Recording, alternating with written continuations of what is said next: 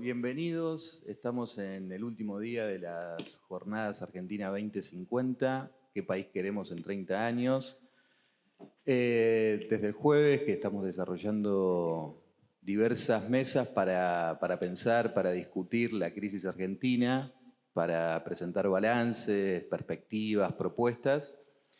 Y en ese sentido, la mesa que tenemos hoy trata sobre una cuestión central por la cantidad de problemas y cuestiones a pensar que condensa, que le hemos puesto el nombre de El Conurbano, Diagnósticos y Propuestas. Y para eso contamos con la presencia, por un lado, de Guillermo Galiano y Diego Flores, los dos integrantes del proyecto Walking Conurban, y Nicolás Villanova, doctor en Historia, ex becario de CONICET, integrante del CEIX y de Razón y Revolución y Vía Socialista. Y Martín Pesarini, licenciado en Sociología, investigador del CEIX, militante de Razón y Revolución y Vía Socialista también. La idea es que cada uno tenga 15 minutos de exposición, después abrimos para preguntas, intervenciones y hacemos una nueva ronda de intervención. Arranca Nicolás Villanova. Bueno, buen día a todos, a todas. Muchas gracias por estar acá, los panelistas. Yo esta vez, a diferencia de otras mesas, ya estuve en otras mesas de desocupación, de vivienda, de problemas de la Argentina en general. Esta vez no traje para mostrar datos, algo que a mí me gusta mucho porque me especializo en estadísticas. Por lo tanto, si yo no muestro algún dato es como que algo me falta. Me siento como incompleto. Pero bueno, la idea es tratar de pensar una exposición que, como bien la mesa lo expresa, ya hemos estado hablando de algunas problemáticas del conurbano en una mesa que se desarrolló el jueves. Y a lo largo de diferentes mesas en estas jornadas, bueno, presenciándola, escuchando o estando desde el público, hemos presenciado, digamos, las más diversas temáticas acerca de, bueno, como la convocatoria dice, ¿qué país queremos desde hoy, de aquí a 30 años? ¿No? Y evidentemente la pregunta, y ya yendo a la exposición más específica, la pregunta nosotros en esta mesa la llevamos al mundo del conurbano, ¿no? Ese mundo que de alguna manera expresa o es un espejo de la Argentina toda. Es decir, si bien tiene sus particularidades y especificidades el conurbano, que ahora en algo vamos a ir detallando, de alguna manera expresa la situación general del país. Cuando digo que expresa la situación general del país, lo que estoy diciendo es el conurbano, al igual que todo el país,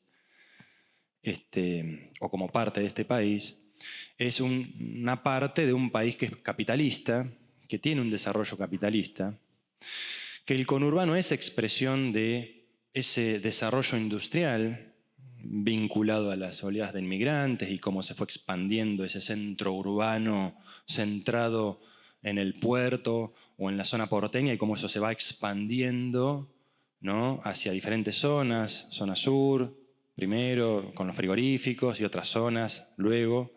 Y es esa idea de, bueno, cómo va creciendo la mancha urbana, suena muy feo, la verdad, pero digamos, los geógrafos o los urbanistas hablan de esa mancha urbana que va creciendo con el tiempo y que va acompañando el desarrollo del capitalismo en la medida en que la Argentina fue creciendo en términos industriales y ese cordón industrial se fue desarrollando a lo largo de todo el litoral y toda la zona del conurbano. En esta zona se fue, digamos, fue habitándose, fue creciendo, se fue desarrollando a como se podía en la época, donde la población iba construyendo su propia vivienda a lo largo de años y años y años. Y cuando vemos hoy qué pasa en el conurbano, lo que vemos es justamente un punto de llegada, podremos decirlo así, de ese proceso que en la Argentina, ese capitalismo que en algún momento floreció, aunque dependiendo del agro, y una serie de cuestiones que no vienen al caso de detallar acá, pero podemos profundizar. Ese desarrollo industrial gigantesco del conurbano, luego va transformándose en otra cosa. En la medida en que hay un aumento de la productividad del trabajo, eso va creando desempleo o bien formas de empleo muy precarias, o aparecen formas, lo que algunos han llamado, a mi juicio incorrectamente, rebusque, que en realidad no es más que trabajo precario, pero que van apareciendo y se van manifestando. Uno de los temas que yo desarrollé durante muchos años fue el fenómeno cartonero. Y cuando uno hablaba del cartoneo en el país, inmediatamente se iba al conurbano, o al Gran Rosario, o a los grandes conurbanos de las ciudades importantes, digamos, ¿no?, del país. Y ahí aparecía un fenómeno muy fuerte del cartoneo, que es justamente expresión de esto. Porque cuando uno analiza cómo se llega al cartoneo, lo que encuentra es que esos obreros y obreras han tenido una experiencia laboral, han trabajado en fábricas, han trabajado en diferentes ramas de la producción y han sido expulsados. ¿Y por qué han sido expulsados? Y por el propio desarrollo del capitalismo.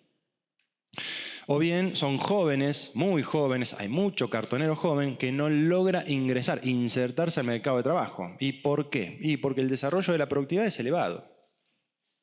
Puertas adentro. En este capitalismo, puertas adentro. ¿Por qué? Puertas afuera, el capitalismo argentino es como una gran pyme. Es decir, en el mundo, en las grandes ligas, por decirlo de alguna manera amena, en las grandes ligas del mercado mundial, el capitalismo argentino es muy chico. Entonces, luego de esta introducción, la idea de la exposición era, avísame cuando faltan 5 minutos, Robert. La idea era exponer algunos datos que de alguna manera expresan este punto de llegada, es decir, este capitalismo desarrollado en decadencia, que no es una idea contradictoria. Este capitalismo que no logra absorber al conjunto de la población, este capitalismo que no emplea o que emplea de manera muy precaria, y entonces tiene que aparecer el Estado para asistir, para dar planes sociales, o para emplear directamente, un empleo que es, en la mayoría de los casos, aunque no totalmente, improductivo, es decir, no produce valor, y por lo tanto son formas de empleo muy precaria que ocultan desempleo, desempleo real, es decir, desempleo en el sentido marxista del término, es decir, desocupación para el capital. Dicho de otra manera, el capitalismo argentino no logra absorber al conjunto de la población y por eso tenemos los problemas que tenemos. El conurbano expresa de alguna manera esto y lo potencia. En algunos casos, en otros no. Cuando observamos, por ejemplo, qué es el conurbano en términos de numéricamente hablando, porque todo el mundo, cuando uno, en contextos electorales y demás, el que gana el conurbano gana la provincia y el que gana la provincia gana el país, ¿no? Porque efectivamente el conurbano tiene más de 10 millones de personas. Habitan en un espacio muy acotado, según el censo del 2022, el último dato disponible, 10.800.000 personas solo en un espacio que para la provincia de Buenos Aires es muy reducido. En términos de cantidad de hectáreas es muy reducido. Este número, 10.800.000, representa el 62% de toda la provincia de Buenos Aires, la provincia más importante numéricamente hablando del país, y solo el conurbano representa el 25% de la población de todo el país. O sea, en un pedacito de tierra así, por decirlo de alguna manera, habita mucha gente. Un cuarto de la población está acá en un radio chiquitito. Por eso, bueno, en momentos electorales uno dice, hay que ganar el conurbano, porque ganás ahí y estás, ¿no?, en 25%, representando el 25%. Bien.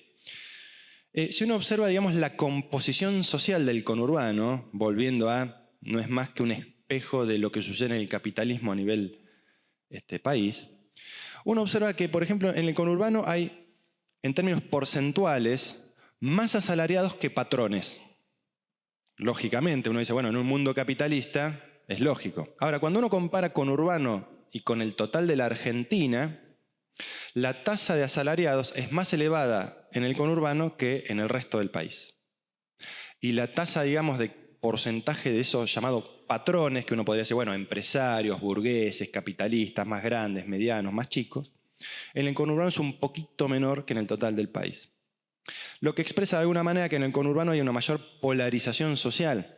Podríamos aventurarnos a decir, a partir de estos datos, que quizás no son concluyentes, pero que van expresando, digamos, una composición social. Estoy hablando de datos de los últimos años, no estoy haciendo una historia, ¿no? Simplemente datos de los últimos años, datos oficiales, datos que están en las cuentas permanentes de hogares. Algunos son datos censales del 2010, porque todavía el 2022 no están todos los datos, pero bueno. O bien ciertos indicadores acerca de la tasa de empleo, es decir, la cantidad de ocupados en relación al total de habitantes de mayores de 14 años. Ahí son tasas muy parejas, la tasa de empleo, la tasa de actividad entre, si uno compara los 24 partidos del conurbano bonaerense con el total del país, bueno, son muy parejos, pero cuando uno se pone la lupa en la tasa de desempleo, un desempleo que es medido por el INDEC, es una medición oficial y tiene serias limitaciones, porque lo único que nos muestra es el desempleo abierto, es decir, la persona que no tiene trabajo y lo busca activamente. Eso no es la única forma de desempleo existente. Hay desempleo encubierto bajo la forma de subsidios estatales, hay desempleo encubierto bajo la forma de jubilaciones anticipadas, hay desempleo encubierto bajo la forma de otros empleos mucho más precarios, en fin. Si uno tuviera que medir la tasa de desempleo real, probablemente esa suma triplique o cuadriplique a las cifras de desempleo oficial. Mediciones que hemos hecho nosotros y que nos dan como resultado que el desempleo más realista, por decirlo de alguna manera, y tomando otros criterios distintos, sería más o menos del 30-35% en el conurbano y en el total del país. Cuando uno observa la tasa de desempleo medida oficialmente, como les decía antes, en el conurbano es un poco más elevada, 2 puntos, 3 puntos, 4 puntos, en algunos casos, incluso en algunos momentos de crisis más elevada respecto del total del país. Y lo mismo ocurre cuando uno suma la tasa de desempleo oficial, siempre medida oficial, con esa otra tasa de subocupación, que son personas que trabajan menos de 35 horas por semana y que generalmente son empleos precarios. No digo todo porque también acá puede haber gerentes que trabajen menos horas y que no necesariamente son una fracción de la clase obrera más pobre, ni mucho menos, ¿no? Pero bueno, uno va viendo como este panorama, ¿no? El conurbano, a través de los datos, que son datos cuantitativos y que pierden de vista muchas veces lo cualitativo, bueno, va viendo que el conurbano, de alguna manera, es un espejo de la Argentina, sí, pero en ciertos casos se profundizan, se agudizan, en términos de empeoramiento de las condiciones, ¿no? Se agudizan ciertas cosas. Por ejemplo, hay más desempleo en el conurbano, cuando uno hace un corte por aglomerado, que en el total del país. Quizás haya menos desempleo que en otros aglomerados, por ejemplo, en el aglomerado de Gran Resistencia, Chaco, y sí, o que en Formosa, y sí. Pero no deja de ser un dato importante, insisto, en un espacio geográfico donde habita un cuarto del país, ¿no? Eso es un dato importante, porque vamos a ver más adelante, cuando veamos el problema de la vivienda, que efectivamente en conurbano la situación está bastante complicada en términos de problemática de vivienda. Si uno observa la tasa de empleo en negro, es decir, esa población que trabaja, que está ocupada, pero que no es registrada, es decir, que no le dan aportes a la jubilación y demás, el conurbano expresa una tasa más elevada que el total del país. Un poco más elevada, 2 puntos, 3 puntos, 4 puntos porcentuales en algunos años más complicados. En los últimos años se empareja un poquito. Claro, uno dice, bueno, pero en Concordia la situación es mucho peor. Sí. En el aglomerado de Chaco es peor, bueno, no, justo Chaco no, pero en otros sí, efectivamente. En las provincias del norte, sí. Pero bueno, el conurbano expresa como, otra vez, comparando con el total del país, un poquito más elevado, ¿no?, que el resto. Cuando uno observa la contención del Estado, es decir, con esta masa de desocupados gigantesca que excede por completo a las cifras que muestra el INDEC o las cifras oficiales. Cuando uno observa la asistencia del Estado, así como contiene el desempleo, la pobreza y demás, lo que observamos es que yo creía, cuando me fui a buscar este dato, creí que el empleo público iba a ser muy elevado en el conurbano y me encontré con un dato que no es tan elevado. Es decir, hay mucho empleo privado. En general siempre hay más empleo privado que público, pero hay ciertas provincias donde el empleo público es muy elevado. Las provincias del sur, las provincias del norte. Yo pensaba que el conurbano bonaerense, donde el peronismo gobierna hace muchísimos años, que el empleo público era muy elevado, y no me encontré con ese panorama. Me encontré con el que empleo público directo está por debajo de los niveles del total del país y muy por debajo de provincias como Tierra del Fuego, como toda la Patagonia, como Chaco, como el norte, donde el empleo público muchísimo, ¿no? Ahora bien, ¿con qué nos encontramos cuando fuimos a buscar, por ejemplo, aquella población que recibe un plan de empleo? ¿Sí? Sí, un plan de empleo. Y nos encontramos con una población mucho más numerosa en términos de beneficiarios del plan de empleo sobre el total de habitantes, ¿no? Y ahí el conurbano crece notablemente. Dicho de otra manera, quizás no hay tanto empleo público directo. Por ejemplo, los docentes trabajan con 40, 50 alumnos. Y está como normalizado eso, está como naturalizado. Cuando uno da clases acá en Capital, por ahí no hay tanta cantidad de alumnos, salvo en algunas escuelas técnicas, en algunas privadas también. Pero hay escuelas donde uno da clases a 25, 26, las matrículas 30. En el conurbano, en La Matanza o en otros espacios nos encontramos con docentes que dan clase a 40, 50 personas, con todo lo que eso significa. Entonces, ¿qué está expresando, digamos, quedan 5 minutos, qué va expresando esta situación? Bueno, una situación muy terrible para la población que habita esta zona llamada conurbano. Y si muy brevemente nos adentráramos al problema de la vivienda, nos encontramos con que efectivamente otra vez en el conurbano aparece una masa de problemas gigantesco en torno a la vivienda, al hábitat y a la zona donde se reside. Siempre hablando de datos estadísticos, ¿no? Voy a dejar los datos censales porque, bueno, el último fue en el 2010, pero el déficit habitacional, tal cual lo muestran las estadísticas, es muy elevado. Pero si uno observa, por ejemplo, el Registro Nacional de Barrios Populares, que se lanza en el 2016 y luego se va actualizando, solo en la zona del Gran Buenos Aires, o sea, lo que hoy hablamos del conurbano, hay 1.316 barrios populares. Y uno dice, ¿pero qué son barrios populares? Bueno, villas, asentamientos muy precarios, donde habita una población en condiciones muy vulnerables.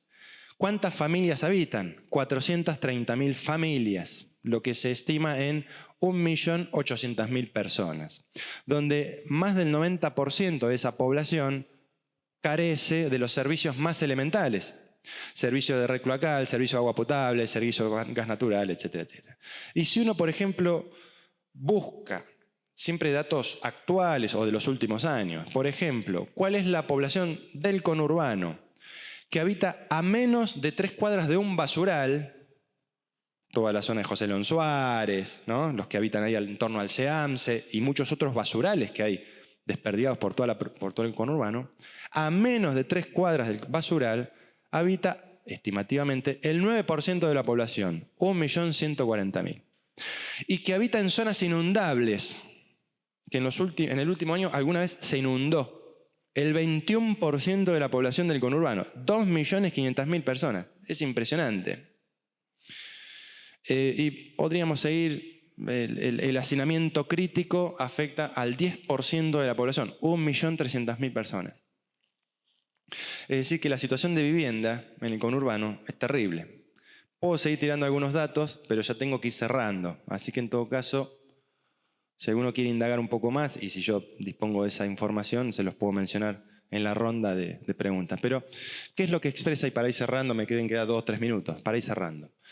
Efectivamente, el conurbano es el punto de llegada de una situación más general que se vincula con el capitalismo argentino no puede absorber al conjunto de la población, no puede dar empleo. Tenemos que pensar entonces en cómo hacemos para resolver esto. ¿Seguimos confiando en los gobernantes que nos han gobernado hasta ahora? Porque la situación es esta. Acá ha gobernado el peronismo, ha gobernado el macrismo, han gobernado, digamos, dictaduras militares, y la situación es esta. Entonces, ¿tenemos que seguir confiando en los gobiernos de turno o en los que nos han gobernado hasta ahora? Y bueno, yo creo que no. De hecho, nos han llevado hasta esta situación. ¿Qué hacemos? ¿Cómo hacemos? ¿Se puede modificar algo de todo esto? ¿Podemos cambiar? Bueno, creo que sí, por eso creo que todos estamos acá debatiendo qué país queremos desde hoy hasta 30 años. ¿Cómo hacemos para cambiar esto? Bueno, por empezar, creemos que hay que abandonar esas ideas del consenso liberal, muy en boga en estos tiempos, que dice que el sector privado resuelve todo, que todos los planes sociales tienen que pasar al sector privado porque de ese modo vamos a resolver el problema. Bueno, eso ya existe. Desde el año 2006 se llama Programa de Inserción Laboral, desde el 2006. Después cambió de nombre, pero es el mismo. Y eso ha fracasado. Es decir, el sector privado registrado no está empleando población, está estancado. ¿Sí? Entonces, ¿puede resolver el sector privado el problema del empleo? No, ni del conurbano ni de la Argentina. ¿Qué hacemos entonces en el conurbano? ¿Cómo hacemos para salir adelante? Y bueno, tenemos que romper, obviamente, con ese consenso y darle un lugar central al Estado. La idea de que hay que abandonar el Estado para resolver los problemas es completamente falsa. Al contrario, creemos que tenemos que hacer un Estado fuerte, no un Estado bobo actual como que un Estado que se la pasa subsidiando a la burguesía y que no resuelve los problemas sociales. Mencioné algunos acá, inundaciones, basurales, etcétera, etcétera. Entonces, ¿cómo hacemos? Bueno, un Estado, un plan de empleo, es decir, no un plan con contraprestación laboral tal cual lo conocemos hoy. No, un Estado que produzca empresas estatales, que dé empleo a 1 millón de personas, 1,5 millones, con salarios de convenio, donde el Estado produzca. El Estado se transforma en un Estado productor, no en un Estado subsidiario como lo es ahora. Un Estado con empresas estatales. Obviamente uno puede decir, bueno, pero ¿qué hacemos con las pymes que más o menos funcionan? Bueno, una economía mixta. Si algo funciona bien, que siga funcionando. Si algo no funciona bien, como el conjunto de las pymes, o como la mayoría de las pymes, que en buena medida son las mayores empleadoras en negro, las más negreras, y entonces lo primero que habrá que decirle a las pymes es, bueno, por empezar, blanqueen a todos los obreros y obreras. Y en segundo lugar, si no pueden hacerlo y si no pueden elevar la productividad del trabajo, bueno, entonces habrá que construir una economía mixta. Y si no, el Estado se tendrá que hacer cargo. Mismo para la vivienda, un plan masivo de construcción de viviendas que resuelva el problema de la vivienda de toda la población, que en el conurbano es muchísima, afecta a millones de personas. Ayer discutíamos en otra mesa y me decían, no, el problema no es de vivienda. El problema es que hay que mejorar la urbanización, hay que resolver... Sí, eso hay que resolverlo, efectivamente, pero también hay un problema de déficit de vivienda. Por lo tanto, el Estado tiene que construir viviendas. Y eso solo lo puede hacer el Estado. Si se lo damos al sector privado, eso ya ha fracasado. Y el Estado tal cual lo conocemos ahora, en parte también ha fracasado, porque quienes gobernaron hasta ahora han sido un fracaso, han sido parte de ese fracaso. Cuando uno observa toda la política habitacional de construcción de viviendas, de los créditos del Procrear, bueno, eso ha fracasado porque el problema de la vivienda no se resolvió. ¿Mejoró a una parte de la población? Probablemente sí, pero nunca alcanza. Siempre la demanda de viviendas es mayor que lo que se ofrece, del sector privado y del sector estatal, al menos los proyectos que han existido hasta ahora. Conclusión, y con esto termino, me parece que para pensar el conurbano hoy, al menos en este estado de situación, y haciendo un diagnóstico muy rápido y breve, tenemos que pensar cómo hacemos para empezar a construir el resurgimiento del conurbano. Porque alguna vez fue otra cosa. Pero eso que fue alguna vez otra cosa, hoy ya no es. Y eso que hoy ya no es, fue acompañando toda esa degradación y toda esa descomposición de este sistema social que en la Argentina y el conurbano se llama capitalismo. Por lo tanto, me parece que para pensar el resurgir del conurbano, lo primero que tenemos que pensar es cómo resolver el problema del empleo, cómo le damos una centralidad al Estado y cómo pensamos el sujeto. Es decir, si hasta ahora nos ha gobernado y dirigido ese sujeto llamado burguesía y no ha resuelto los problemas sociales, o sea, los problemas del conjunto de la población, Me parece que hoy tenemos que pensar en cambiar ese sujeto y empezar a pensar en el sujeto obrero que tome esta sociedad, que tome el destino de esta sociedad en sus manos y que solo así podremos resolver el problema o los problemas del conjunto de la población. Bueno, muchas gracias. Perdón si me excedí con el tiempo.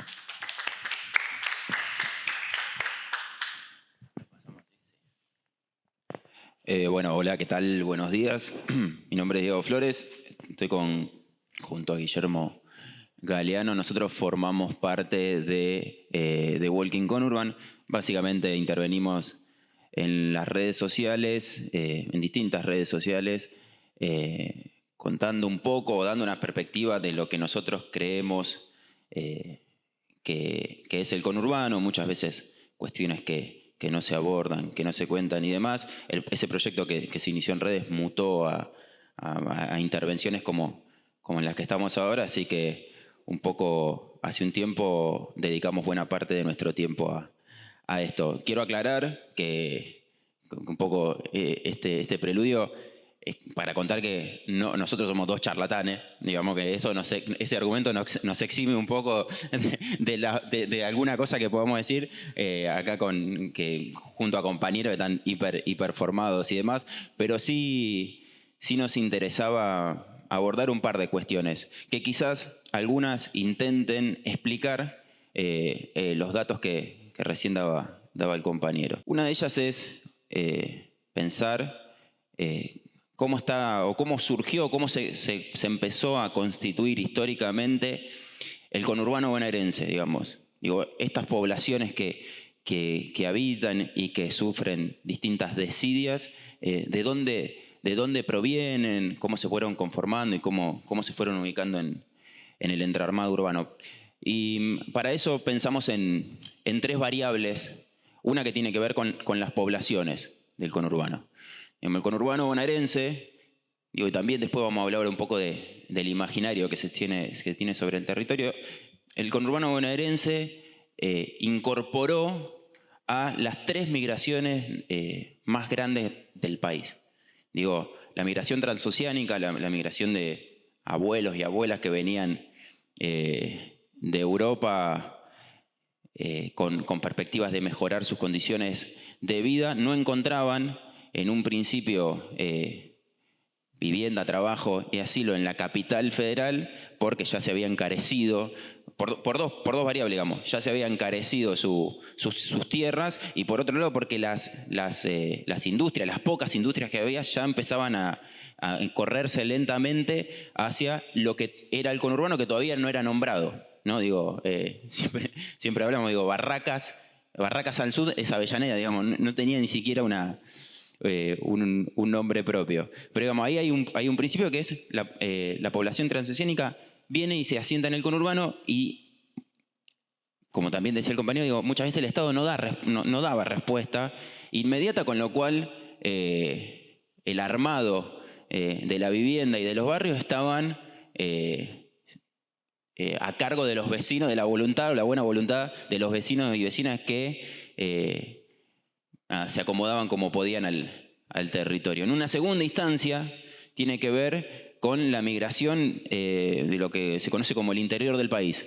Digamos, hacia la década del 20, del 30, con el cambio de matriz productiva, digamos, del modelo agro hacia lo que fue el inicio de la sustitución de importaciones, la gente que no encuentra más trabajo viene al conurbano bonaerense de nuevo a buscar una mejora en sus condiciones de vida. Y no solo eso, sino que ya hacia la década del 60, 70 y 90 se incorpora la población de los países limítrofes, que de nuevo se asientan en su mayor caudal en el conurbano bonaerense. Entonces digo, como una primer variable, ahí tenemos a tres poblaciones distintas que se suman a las que ya pertenecían y vivían en el conurbano bonaerense. Muchas veces hablamos de estos saltos de densidad demográfica porque parte de las explicaciones de la falta de estructura en el conurbano muchas veces tienen que ver con eso. Digo, nosotros siempre hablamos de un dato de Florencio Varela. Florencio Varela duplica su población en 10 años. Pasa de 100.000 habitantes a 180.000 habitantes. El presupuesto es el mismo. Digo, hay que incorporar cloaca, vivienda, a el doble cantidad de personas con el mismo presupuesto. Seguramente después Guillermo va a hablar un poco de la relación de coparticipación entre el conurbano, las provincias y demás. Pero digo, ahí tenemos una cuestión clave para empezar a entender estas fallas estructurales.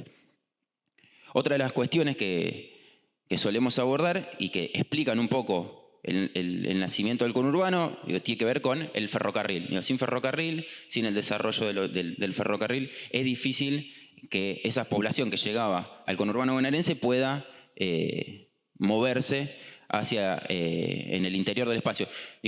Es centralista, generalmente las vías del ferrocarril iban hacia Capital Federal. De hecho, hoy es difícil conectar lo que se conoce como los dos sur del conurbano. Si querés ir de Berazategui a Lanús, tenés que acercarte casi hasta Capital y después volver hacia Lanús y se dificulta esa movilidad. Y además, esto de decir que el tren era privativo para las clases populares hasta la década del 40 aproximadamente. El desarrollo del primer tramo urbano del ferrocarril está vinculado con zona norte, que era para que las clases dominantes puedan ir a hacer el fin de semana de weekend inglés a zona norte. Eso explica un poco la fisonomía también de ciertos lugares del conurbano bonaerense. Y por último, como tercer variable para explicar la conformación del conurbano, tiene que ver con cuando Capital Federal se limita geográficamente, cuando dice hasta acá. Eso plantea una serie de cuestiones interesantes, en ese momento, hacia la década en la generación del 80, de 1880, que planteaba esta idea de una Buenos Aires europea, parisina, con ínfulas primermundistas, cerca sus límites y dice, ok, bueno, hasta acá va a llegar esa ciudad planificada, esos anhelos europeizantes, pero hacia afuera queda un poco lo que podría ser la no planificación, lo no pensado. Y eso genera una tensión, la relación entre conurbano y Cava es simbiótica, El conurbano se explica por Cava, porque lo circunda, y por esta cuestión por varias, pero por esta cuestión que tiene que ver con la limitación. Y hay un límite taxativo que es la General Paz. La General Paz es el límite taxativo geográfico y simbólico del inicio o del fin del conurbano bonaerense. Porque también, pensar dónde empieza y dónde termina el conurbano es una cuestión de perspectiva. Entonces esas tres variables creemos que dan una primera aproximación a cómo se comienza a armar el conurbano bonaerense. Y otra cuestión que quería abordar y con esto ya termino, tiene que ver con la idea del imaginario que se establece sobre el conurbano bonaerense. Nosotros cuando rastreábamos publicaciones y cuestiones que tenían que ver con cómo los medios narraban al conurbano bonaerense, nos encontrábamos con dos cosas clave. Una que tiene que ver con que el conurbano generalmente era narrado desde el centro, era narrado desde Cava. Y otra tiene que ver con que el conurbano no tuvo narrativa propia, no pudo adquirir una narrativa propia recién, con forma potente, hacia el 2000, 2001, 2002. La crisis fue uno de los factores clave para que el conurbano pudiera retomar o tomar su voz. Conocemos las dificultades que genera que uno no pueda narrarse a sí mismo. Y en esa revisión sobre los imaginarios constitutivos del conurbano bonaerense nos encontramos con cosas como que el diario La Nación, hacia la década del 70, enviaba a una especie de corresponsal en sentido Marco Polo, como a descubrir qué sucedía en las tierras del conurbano bonaerense, y básicamente se encontraba con trabajadores y trabajadoras que iban a laburar, pero le daban una tónica exótica, ¿no? como asombrante. Después, cuestiones que tienen que ver con el sentido enquistado sobre el conurbano bonaerense. Digo, la primera imagen audiovisual de una película del conurbano bonaerense, el primer registro fílmico del conurbano bonaerense es Una Villa Miseria. Digamos, ahí también creemos que los imaginarios quedan un poco enquistados, y después, bueno, todos los programas que a partir también de la crisis del 2001 y los 2000, digo, Policías en Acción, Ser Urbano, Calles Salvajes, que mostraban un conurbano bonaerense, digo, a punto de la eclosión, pibes peleándose en la calle, digo, narcotráfico, robo, que sí, por supuesto, existen, digamos, son problemáticas que lo atraviesan, pero que no son lo único, no terminan de contar la complejidad del conurbano bonaerense. Y hay muchas veces radica un peligro, que es que los propios habitantes del conurbano asumen la caricatura que se hacen de ellos mismos, ¿no? Entonces intervienen las lógicas del aguante, de una especie de reivindicación de la carencia, ¿no? A nosotros nos pasa mucho en las interacciones y en el feedback que tenemos con la gente, que, digamos, lo conurbano, lo que simboliza el imaginario del conurbano, es lo que más se acerca a la precariedad, incluso entre personas que viven en la misma localidad. Digo, si vos vivís en el centro de Berazategui, bueno, para alguien que vive en las periferias no sos del conurbano realmente, o no representás la conurbanidad, si es que esto es posible.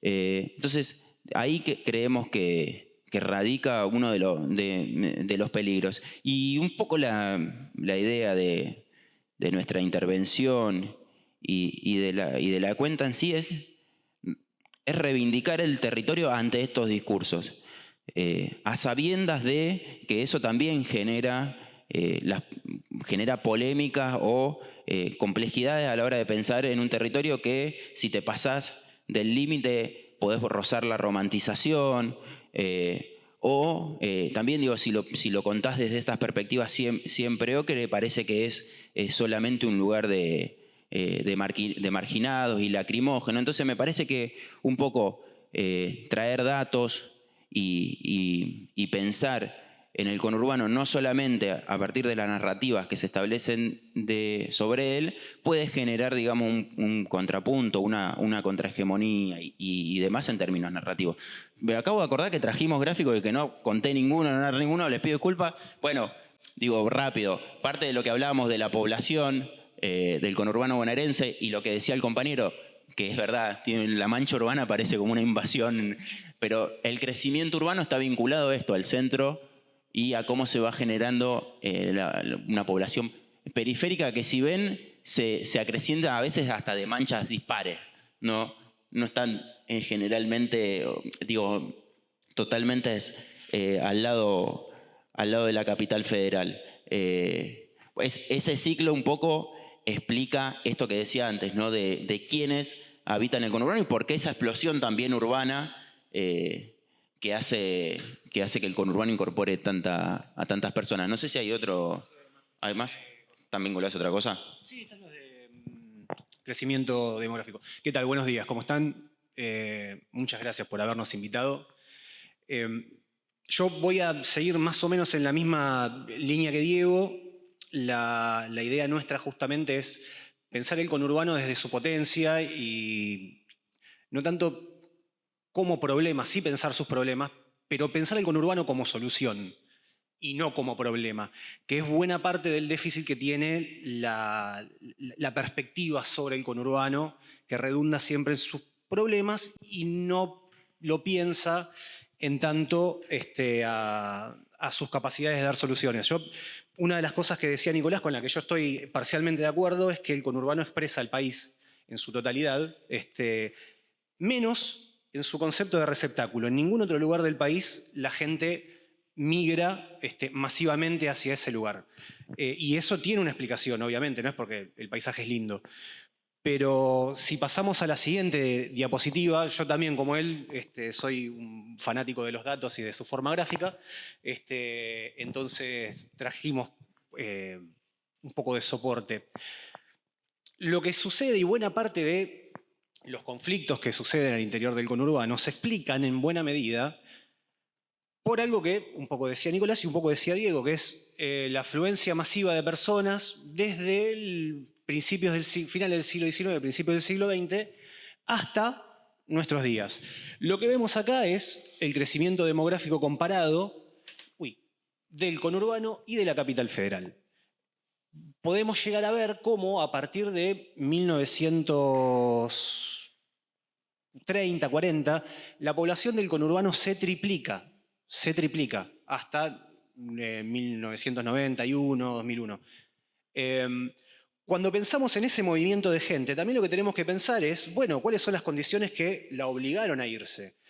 Y ahí empezamos a pensar, si quiero, yo trato de pensarlo de esta manera, que quizás estamos confundiendo un concepto, o el concepto de oleada migratoria, con el concepto de éxodo. ¿Sí? El conurbano lo que hizo fue absorber un éxodo, o tres éxodos. El éxodo de las poblaciones europeas, corridas por la guerra y el hambre, el éxodo de la población rural o del interior del país, que a partir de la década del 20 comienza a irse de las provincias de la Argentina hacia el conurbano, un poco porque cambia la matriz productiva, otro poco porque se tecnifica el proceso productivo. Y en este punto a mí también me gusta hacer un parate, y es pensar cuál es la forma en la cual Argentina o los argentinos entendemos nuestra funcionalidad administrativa. Digo, todos sabemos, Argentina es un país federal, ¿no? Eso quiere decir que la potestad originaria sobre las condiciones de vida de las poblaciones dependen de los gobiernos provinciales, salvo que se las cedan al gobierno nacional. Bueno, ¿qué es lo que hicieron las provincias para contener a sus poblaciones a lo largo de 50 años? La verdad que muy poco. ¿Cambiaron las matrices productivas de las provincias argentinas en gran escala? No. Uno de los datos que hablaba Nicolás, el porcentaje de empleo público que hay en las provincias del norte y del sur del país, se explica en buena medida porque sus estructuras productivas son muy poco diversificadas. Entonces, trabajás en el campo, trabajás en la ciudad, tenés un pequeño empleo o te vas. Y eso es lo que han hecho las provincias argentinas. Han expulsado gente constantemente, y el concepto de federalismo de repente pasa por el lado de, bueno, somos todos muy federales a la hora de las reivindicaciones, pero muy unitarios a la hora de las responsabilidades. ¿Sí? ¿Quién se tiene que hacer cargo de todo esto? Yo no, otro. Bueno, de esto se hizo cargo el conurbano. ¿Sí? El crecimiento que vemos acá es la expresión del haberse hecho cargo, recibiendo a la gente y en buena medida relegando los recursos. Lo que decía Diego, la población se duplica, ahora los recursos son los mismos y en el medio la forma de coparticipar cambia. El siguiente gráfico, ahí está. Esto que vemos acá es el aporte del conurbano y de la provincia de Buenos Aires al PBI nacional y el aporte del conurbano al PBG provincial. ¿Sí? Las unidades subnacionales no se calculan como PBI, sino como Producto Básico Bruto Geográfico. El conurbano, y en esto nosotros hablamos del conurbano en forma extensa porque muchas veces se da la confusión entre Gran Buenos Aires y conurbano. El Gran Buenos Aires es una categoría censal, existe solamente en la PH. El conurbano es una unidad un poco más grande y administrativa, a veces entendida ad hoc, pero que incluye a lo que en el EPH es el Gran La Plata, que incluye también a los municipios del tercer cordón de la década del 80 y del 90 y lo que hoy empezaría a ser el cuarto cordón, ya en Escobar y casi Cañuelas. Bueno, el conurbano explica básicamente o casi el 25% del PBI nacional, es decir, 1 de cada 4 pesos se generan en el conurbano. Y el conurbano explica casi el 70% del PBG de la provincia. ¿Sí? Es decir, sin el conurbano no habría salarios en el interior de la provincia. no habría policías pagos, no habría docentes pagos, no habría médicos pagos, no habría infraestructura. Porque lo que vamos a ver después, que es en el gráfico siguiente, bueno, esta es la estructura del PBG provincial. Si uno piensa que la provincia de Buenos Aires vive de semillas y de poroto, bueno, está equivocada. Casi el 50% del valor agregado bruto del Producto Bruto de la provincia es industria, comercio y servicios. Recién después viene la producción agropecuaria y si uno también miraría o viese la estructura impositiva o los ingresos impositivos al Tesoro Nacional, los derechos de exportación son una parte exigua de lo que queda en el país. La riqueza viene de otro lado, no viene del campo. Sí vienen los dólares, eso es cierto. Ahora, la riqueza no viene de abajo de la tierra. En el siguiente gráfico, lo que vemos es cuánto aporta el PBG provincial cada distrito. La Matanza es el 10% del PBG, explica un tercio de lo que produce el resto de la provincia junta. ¿Sí? El conurbano, bueno, es la parte que está siempre más oscura, ¿no? Para hacer un chiste tonto, pero, digamos, la riqueza de la provincia viene de acá. Viene de acá, viene de La Matanza. Viene del cordón industrial de San Martín, del Rust Belt, del conurbano. Ahora, la inversión la vamos a ver en la próxima diapositiva, que es ese PBG per cápita. Y ahí vemos cómo el conurbano está casi en blanco. Y en la zona núcleo de la pampa húmeda, bueno, como si acá no picáramos el suelo y hubiese pampa húmeda, ¿no? Pero en el interior del país, ese PBG per cápita crece sustancialmente. Entonces, ahí empezamos a ver un poco de cuál es la explicación de por qué tanta gente vive en un espacio tan chiquito y además está tan pauperizada. Bueno, la riqueza obviamente se reparte mal, en un sistema capitalista obviamente se reparte mal, pero además, en la provincia de Buenos Aires, en general con respecto del país, y en el conurbano en particular, lo que sucede es que hay una distribución muy inequitativa de esa riqueza. En la siguiente diapo, estos son las empresas exportadoras. Bueno, esto venía como a colación de la idea de la riqueza de la Argentina es todavía el modelo exportador. Bueno, buena parte de las empresas exportadoras están en el conurbano, no en el interior del país, donde sí está la tierra de la que salen cosas, pero la comercialización no pasa por el interior del país.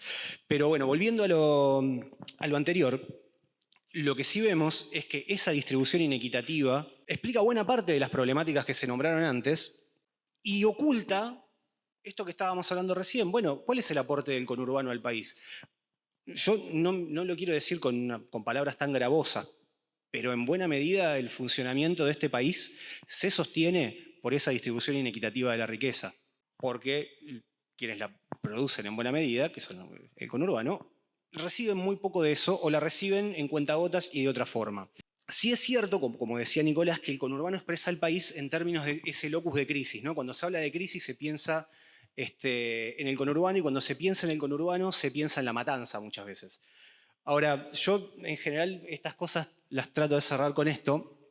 Si uno quisiera hacer una imagen típico ideal de un municipio del conurbano y tendría que ponerle características a esa construcción típico ideal, uno diría, bueno, un municipio del conurbano, ¿qué tiene? Y tiene una infraestructura precaria, tiene calles de tierra, es complicado llegar y salir, hay una desigualdad muy grande entre las puntas de sus poblaciones y hay un gobernante que está enquistado en el gobierno desde hace 1000 años o de tiempos inmemoriales. Bueno, esto que estamos viendo es San Isidro. San Isidro es el municipio más desigual del conurbano bonaerense. San Isidro tiene el barrio popular o la villa de emergencia, como quieran decirle, más grande del conurbano, Villa La Cava, que está pegadita a ese barrio, pegadita a la Horqueta. Conviven paredón de por medio. Y esto ya como para finalizar nuestra intervención y tomando un poco lo que también decía Diego. Nuestro concepto de conurbano está muchas veces aplanado por sus problemas y por la forma en la cual se cuentan sus problemas soslayando el aporte del conurbano al país y soslayando que nuestra idea, y esta es, si quieren, el aporte que podemos hacer nosotros a esta charla, que a mí me interesa esto de pensar, bueno, pensar el conurbano a 30 años implica un ejercicio de imaginación, y en general el conurbano es un territorio que está vedado a la imaginación. ¿Sí? Uno habla del conurbano y piensa en el aquí y ahora, en el presente continuo, los problemas acucian, todo, te podés morir ya. Pensar la forma en un conurbano imaginado es más difícil, pero hay algunas cuestiones que se pueden modificar. Se puede modificar la ley 8.912 de ordenamiento de tierra, que es una ley de la dictadura que sigue vigente, que es la que prohíbe que los cascos urbanos se expandan, que es la que prohíbe que los terrenos ociosos se loteen sin previa servidumbre. Y eso es lo que ha funcionado para que tengamos esta idea dual de conurbano de enclaves de marginalidad urbana y enclaves de lujo urbano, como villas y countries, sin esos barrios progresivos en el medio, sin programas de vivienda o de loteos, digamos, comerciales, pero que no estén vinculados con emprendimientos para clases altas o para especulación. Es lo que hizo que los cascos urbanos se densifiquen en altura y eso contribuye a la lógica especulativa sobre el metro cuadrado, y eso es lo que ha hecho que los metros cuadrados se encarezcan, que el alquiler se encarezca y que la gente tenga que emigrar cada vez más de los centros de las ciudades hacia las zonas periféricas, y eso también genera uno de los problemas más importantes que hay en el conurbano, del que se suele mencionar muy poquito, que es el mismatch espacial, que es la no coincidencia entre el lugar donde uno vive y el lugar donde la actividad te organiza la vida. ¿Sí? En nuestras vidas adultas hay dos cosas que más o menos te organizan la vida: ¿dónde trabajás o dónde estudias? Bueno, cuanto más lejos estás vos del lugar de trabajo, más plata tenés que gastar para llegar a tu lugar de trabajo, más tiempo tenés que estar en la calle, más cansado estás, más agobiado estás en términos económicos, en términos cívicos, en términos físicos, si se quiere. Tenés que estar viajando 4 o 5 horas por día para trabajar 8 o 9 o más, dependiendo. Y quien no puede hacer eso se tiene que resignar a lo que la cercanía provee, que son en general empleos precarios, que son empleos de salarios más bajos, que si uno esto además lo piensa, quizás no es mi métier, pero desde una perspectiva de género, por ejemplo, a las mujeres, a las que además de las necesidades de trabajo les recaen las obligaciones reproductivas del hogar, si vos no podés dejar a tus pibes 16 horas, tenés que trabajar cerca. Tenés que trabajar por un salario sin cargas sociales, sin beneficios, con peores salarios. Bueno, digo, todo eso aplica y explica un poco cuál es la realidad del conurbano, pero siempre hay que tener en cuenta que ese conurbano, que muchas veces, no acá porque nuestra intención no es mala, pero sí que es tan agraviado y tan denostado, fue el principal receptáculo del éxodo argentino y del éxodo latinoamericano, por lo menos de los países limítrofes. Fue el lugar a donde fueron a vivir, a encontrar condiciones mejores de vida, porque posta, vivir incluso cerca de una canilla colectiva es mejor que vivir en la provincia de La Rioja, donde la forma de distribución del agua seguía siendo la de las Mercedes Reales de 1700. ¿Sí? Y curiosamente, esta idea de pensar al conurbano como solución no se nos ocurrió a nosotros, sino que se le ocurrió a alguien que fue gobernador de Tucumán en la década del 60, Lázaro Barbieri, que en el contexto del cierre de los ingenios azucareros dijo algo así como que, bueno, ahora que cerraron los ingenios, la mitad de Tucumán se la van a tener que disputar o se la van a tener que hacer cargo las provincias del norte, Salta y Jujuy, y el resto se va a hacer cargo Buenos Aires, que ya está acostumbrada a recibir escombros. En 5 años la población de Tucumán se redujo un 25%. 250.000 personas fueron a vivir al conurbano. Bueno, esa es la potencia del conurbano.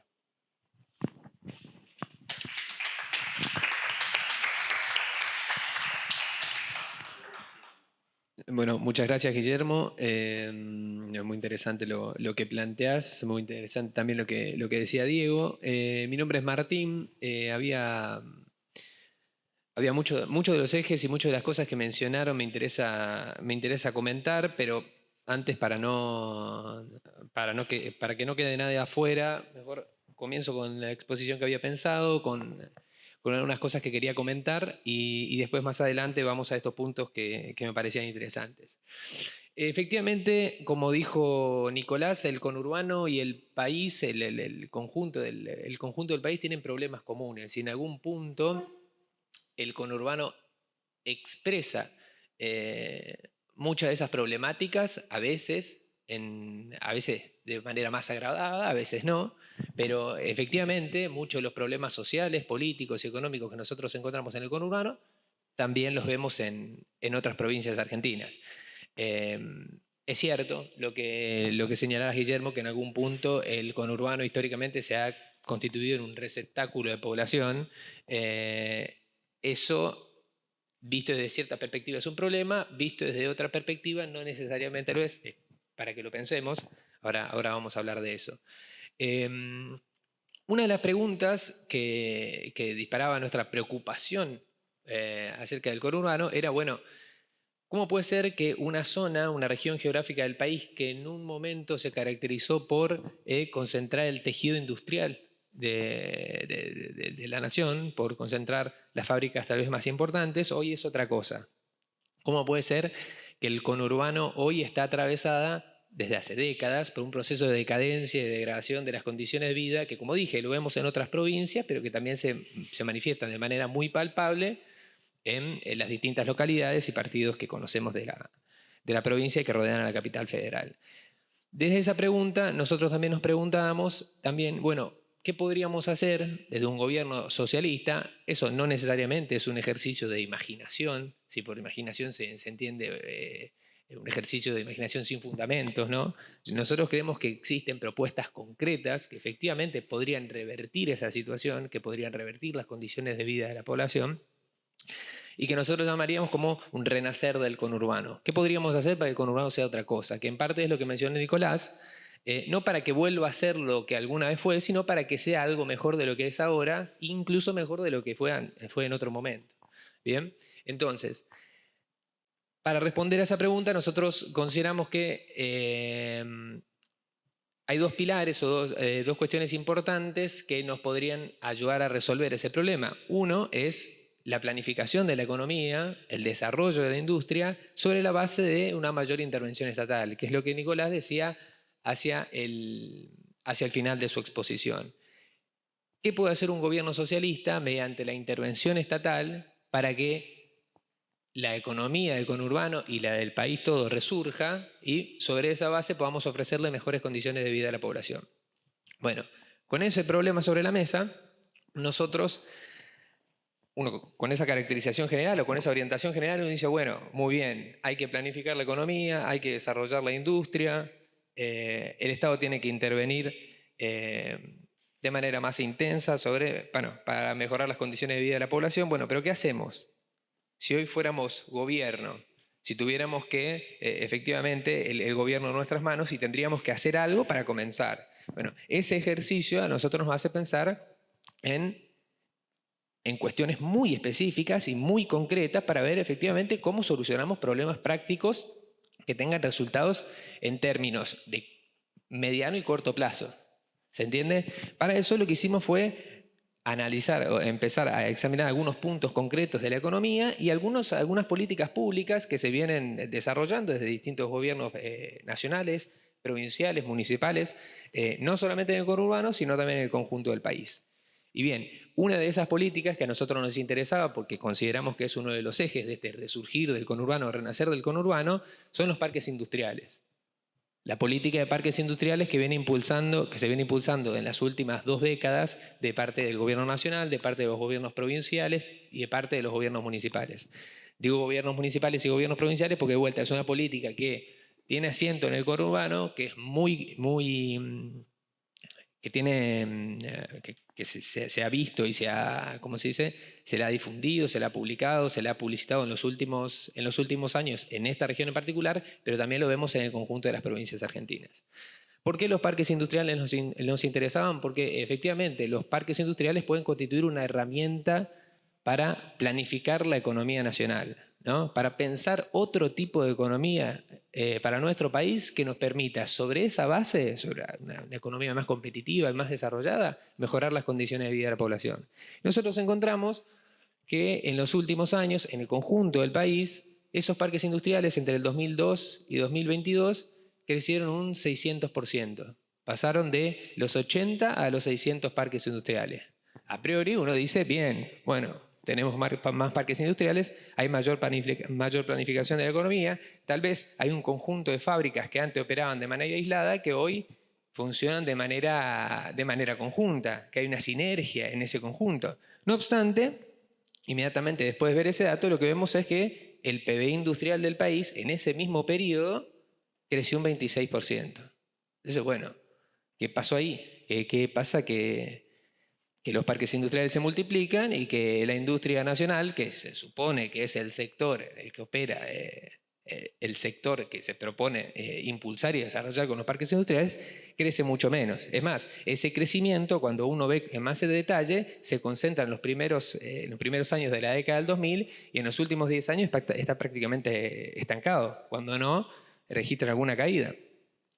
Entonces lo que vemos es que, y esto en algún punto a uno lo hace reír para no llorar, como buena parte con mucho del contenido que ustedes a veces suben en la página, digo, lo que empieza a ver uno cuando examina qué pasa con estos parques industriales que se multiplican en todo el país es que en buena medida son una cáscara vacía, es decir, se montan parques industriales, se cede un terreno de parte del Estado al sector privado, se pone un cartel, se indica parque industrial o de tal partido, en el caso del conurbano, o de tal municipio o de tal provincia, se anuncian las obras, se saca la foto del gobernador, el intendente del partido, y después no hay nada. Y después pasan años y ese lugar queda vacío.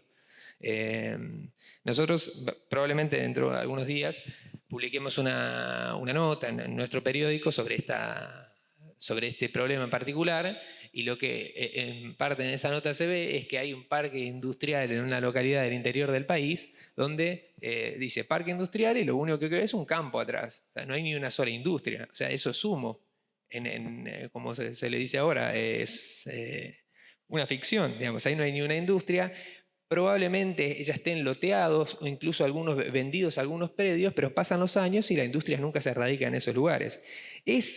¿Cómo llegamos a eso? Nos preguntamos. Llegamos a eso como resultado de una pugna, una disputa que hay muchas veces entre intendentes, entre gobernadores. En el caso del conurbano sucede mucho entre intendentes de distintos partidos del conurbano. Todos quieren tener su parque industrial. De hecho, si ustedes googlean van a encontrar que todos los partidos del conurbano tienen un parque industrial, algunos tienen más de uno. Por ejemplo, Berazategui, que es la capital nacional de los parques industriales, todos tienen su parque industrial y muchos de ellos están en esta situación. Son cáscaras, o sea, predios completamente vacíos o con una o dos industrias que en el fondo no representan de ninguna manera algún tipo de avance para el desarrollo de la industria del país, ¿entiende? Y mucho menos para mejorar las condiciones de vida de la población, para mayor competitividad de la economía, etc. ¿Cuál es la otra particularidad que presentan estos parques industriales que se están construyendo en buena parte del país y en buena medida en el conurbano? Que además representan algo que nosotros vemos en muchos otros sectores de la economía, que vemos en muchas otras partes del país, que funcionan mediante la transferencia permanente de recursos del Estado hacia el sector privado. ¿Qué quiero decir con esto? Los parques industriales son hoy una vía de transferencia, una vía de subsidios del Estado a las empresas privadas, específicamente o más fuertemente a las industriales. Digo más fuertemente porque no todas las empresas que se radican en parques industriales son industrias. Esto es paradójico, pero hay muchas empresas de logística, o sea, no son industrias, que se radican en parques industriales. Entonces, bueno, ¿qué onda? Un parque industrial que no tiene industria. Pero esto me interesaba subrayar porque efectivamente la clase dominante de nuestro país, es decir, la burguesía, eso que se llama muchas veces comunidad empresaria, subsiste y se sostiene a base de transferencias directas e indirectas que hace el Estado para que puedan funcionar. ¿Y cómo hacen los intendentes del conurbano y de muchas otras partes del país para que una empresa tome la decisión de radicarse en un parque industrial? Muchas veces no lo hace, pero muchas otras veces sí lo hace. Lo hace mediante estas transferencias, repito, que son directas e indirectas, que toman la forma de, la más común de todas, exención de impuestos. O sea, vos no pagues impuestos, vení, operás acá y también vas a poder recibir algunos aportes, por ejemplo, no reembolsables del Estado Nacional, es decir, transferencias directas del Estado Nacional. También vas a recibir tierras fiscales, porque basta con que 2 o 3 empresarios se agrupen, se presenten frente al intendente de turno, que muchas veces está hace muchos años, y le presenten un proyecto de parque industrial para que en algún momento le encuentren tierras fiscales para que los tipos se puedan radicar. Bueno, se las regalan a las tierras muchas veces. Reciben estos aportes no reembolsables, reciben exención de impuestos, reciben también créditos a tasa de interés negativa, es decir, créditos cuya tasa de interés se ubica por debajo de la inflación, de manera tal que los tipos puedan invertir en las mejores condiciones posibles para que funcione ese parque industrial. Muchas veces, con todas esas ventajas, como estaba mencionando, las empresas ni siquiera así deciden instalarse en un nuevo parque industrial. Muchas veces sí lo hacen. El caso de Verazategui tal vez es llamativo porque, bueno, el intendente y los distintos parques industriales le ofrecen una gama enorme de ventajas y de beneficios a quienes operan en ese espacio para que lo hagan. Y después, los parques industriales con toda la potencialidad que tendrían en el sentido de, bueno, una mayor sinergia entre las empresas que operan en ese espacio, los ahorros que podrían tener en términos de seguridad, la planificación que podría desarrollarse, la red que podría tejerse entre los distintos parques industriales que estén próximos. O sea, no hay una planificación general de eso, sino simplemente, en el mejor de los casos, un agrupamiento de empresas que se reúne ahí porque les sale más barato operar en ese sentido. En el conurbano bonaerense específicamente, el 80% de los parques industriales ofrecen algún tipo de estas ventajas que yo mencioné. Cesión de tierras, ofrecen exenciones impositivas, ofrecen créditos con tasa de interés negativa, ofrecen inversiones en infraestructura de parte del Estado. En el caso del Estado Nacional, por ejemplo, hace unos pocos años ofrecía transferencias no reembolsables, o sea, el empresario no tenía la obligación de devolver millones de pesos que le daba el Estado Nacional si en el medio implementaba en su unidad productiva políticas con perspectiva de género. Políticas con perspectiva de género que ya sabemos en qué consiste, son extremadamente laxas y flexibles, es decir, con 2 detallecitos, con 2 modificaciones muy superficiales que alguien hace a una empresa, listo, recibe un subsidio y ni siquiera lo tiene que devolver.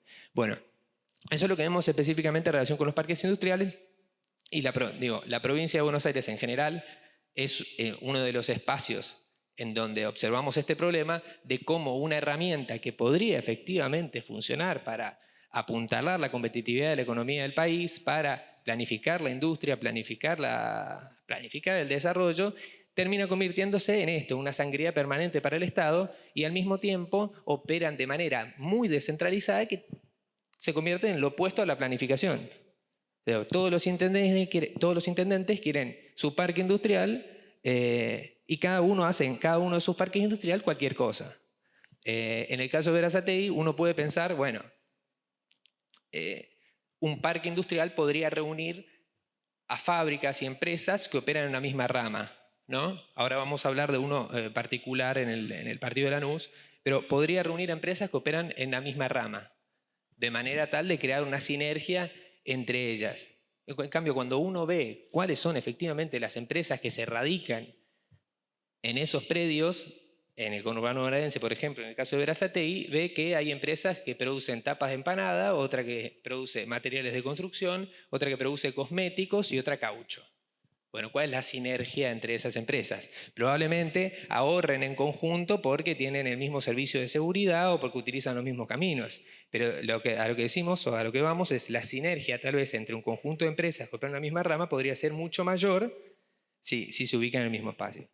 Después, ya que me queda poco tiempo, quería comentar brevemente otra de estas políticas que se viene implementando en la provincia de Buenos Aires, en particular en el partido de Lanús, que es el Parque Curtidor de Lanús, un proyecto que se viene desarrollando hace algunos años, que es, no sé si lo conocían, es un programa o un proyecto, mejor dicho, elaborado e impulsado por ACUMAR, que es la autoridad de la Cuenca Matanza-Riachuelo. Es una entidad descentralizada que funciona en la órbita del Estado Nacional, que consiste básicamente en la reunión de un conjunto de curtiembres que operan en el partido de Lanús, de 30 curtiembres que operan en el partido de Lanús. Aclaro que en el partido hay 60 curtiembres, pero solamente esto engloba 30.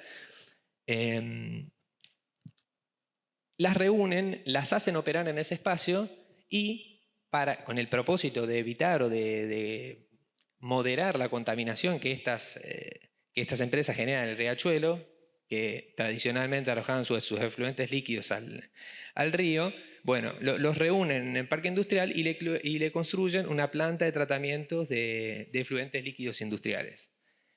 Esa planta y toda esa infraestructura que se precisa para el parque la paga nuevamente el Estado. La paga con un crédito, en este caso del Banco Mundial, que después devuelve el Estado Nacional, cuyas arcas o cuyos fondos ya sabemos dónde provienen. Provienen de los impuestos que paga cualquier persona en cualquier punto del país. Es decir, de vuelta hay una transferencia directa del Estado al sector privado que no puede hacerse cargo de las consecuencias que tiene la actividad que lo enriquece. ¿Se entiende? Entonces, ahí tenemos un doble problema. Primero, que las empresas contaminan el río, en el caso de Matanza y Riachuelo, no se hacen cargo de su limpieza, lo hace el Estado, primer gasto que realiza el Estado, y después, como tampoco pueden hacerse cargo de todo el proceso de producción de cuero, porque solamente pueden producir el cuero, pero no el tratamiento de los efluentes adecuados para no contaminar el río, el Estado nuevamente tiene que salir a auxiliarlos, tiene que salir a tapar los problemas, y de vuelta, del gasto se hace cargo el Estado, de las ganancias se apropia únicamente las empresas. Nosotros, y ahora paso al último de los ejes que quería tocar y a las soluciones que nosotros proponemos para cada uno de estos puntos. Nosotros lo que decimos en ese caso primero es, número uno, sí, la idea de un parque industrial está bien. Hay que construir un parque industrial que reúna al conjunto de las curtiembres y que operen con una planta de tratamientos líquidos industriales que ofrezca el tratamiento, valga la redundancia, de los efluentes líquidos adecuado, para que no sigan contaminando el riachuelo. Ahora, si el Estado es el que pone los gastos, si el Estado es el que gasta, si el Estado es el que pone los fondos para que eso funcione, el Estado es el que tiene que apropiarse de esas ganancias, de las ganancias que genera esa actividad. Primero, no solamente debería abarcar a 30 de 60 curtiembres en la localidad, sino a 60. Es decir, debe abarcar al conjunto de la actividad de la producción de cuero de la provincia, y al mismo tiempo tendría que pensarse un proyecto similar para todas las actividades que son potencialmente contaminantes en la provincia y, claro está, en el país, si lo que estamos pensando es una Argentina socialista. ¿Cuál es el instrumento para hacer eso? Nosotros creemos que son las empresas mixtas. La actividad de la curtiembre en particular y muchas otras de la industria en general en nuestro país está caracterizada por la presencia enorme de pequeñas empresas. Es decir, de empresas en este caso que solamente pueden producir cuero, pero no pueden ofrecer el tratamiento adecuado de sus efluentes industriales. Bueno, ¿cuál es la solución ahí? La constitución de empresas mixtas con participación mayoritaria del Estado, donde el Estado pueda cubrir efectivamente el tratamiento, pero donde se apropie de una parte de las ganancias, porque si no, finalmente vamos a seguir repitiendo el esquema, como es el proyecto ACUMAR en este caso, donde el privado no se hace cargo de los gastos, pero se llevará ganancia a su bolsillo. Este mismo esquema, y con esto voy cerrando, nosotros también lo pensamos para otra actividad en particular, muy ligada a la actividad de la curtiembre, que son los calzados. Nosotros nos preguntábamos también, en el marco un problema más general que tiene que ver con qué hacemos con las pymes en la Argentina, ¿no? ¿Qué hacemos con las pymes que, después podemos hablarlo con más detalle, que son hoy las empresas que reúnen una mayor porción de trabajo negro, ¿no? Que funcionan, son las empresas más ineficientes que hay en el país en términos de su competitividad. ¿Qué hacemos con las pymes? Si le decimos a todas ellas, como había mencionado Nicolás en su intervención, si le decimos a todas ellas, blanquea a tus trabajadores, empezá a funcionar en condiciones regulares, construí la planta de efluentes de tratamientos industriales y no puede hacerlo, bueno, listo, funciona entonces en el marco de una empresa mixta donde sea el Estado el que tenga participación mayoritaria y donde te vas a tener que ajustar a las condiciones que corresponden. Esa es nuestra propuesta. En el caso de los calzados, de la producción de calzados, lo que nosotros veíamos es que hay una porción muy, muy grande de todas las empresas del país que se dedican a esa actividad que son pequeñas y medianas empresas. O sea, pequeñas, o mejor dicho, micros y pequeñas empresas, ni siquiera medianas. Este es un problema que afecta particularmente al conurbano porque en 2019, por ejemplo, había 1.087 empresas dedicadas a la fabricación de calzados en el país y en GBA se concentraba el 56%. Es decir, la mayor parte del calzado que se produce en el país está en el conurbano. Es un problema, es una actividad, mejor dicho, que atraviesa los distintos partidos de la zona y del territorio y que creemos que con este tipo de medidas que voy a mencionar ya para ir cerrando, podría mejorarse las condiciones de vida de un sector importante de la población y por supuesto podría apuntalarse a la competitividad de la economía en general. Lo que nosotros veíamos, por ejemplo, es que en un año en particular, 2019, voy tomando los datos más actualizados que teníamos, en la Argentina se fabricaron, la fabricación de calzado precisó, por ejemplo, 17.000 puestos de trabajo registrados y 20.000 puestos de trabajo no registrados. Es decir, es una industria donde el 55% del empleo es no registrado. Se necesitan entonces 20.000 no registrados y 17.000 registrados. Si nosotros le pidiéramos y le exigiéramos esto a las pymes, de que blanqueen a sus trabajadores, lo que probablemente veríamos que ese sector no puede funcionar sin la base de trabajo negro, entonces vemos viable esta alternativa que es la constitución de una empresa mixta que agrupe al conjunto de esas pymes que no son competitivas y por supuesto a una empresa estatal con participación mayoritaria, repito, que se haga cargo de la producción de calzados que nos permita, de nuevo, por ejemplo, sortear la enorme sangría de divisas que tiene la Argentina año a año en importar ese tipo de productos. Entonces lo que vemos es, gracias a la constitución de una empresa en esa actividad en particular, nosotros podríamos generar empleo. Creemos que, con cálculos muy conservadores, ¿no? Por lo menos 59.000 puestos de trabajo se podrían emplear en este tipo de industria, 22.000 extras a los que había en el 2019 y se podrían ahorrar, por supuesto, las divisas que se gastan en importar calzados e incluso se podría recibir divisas en términos de exportación.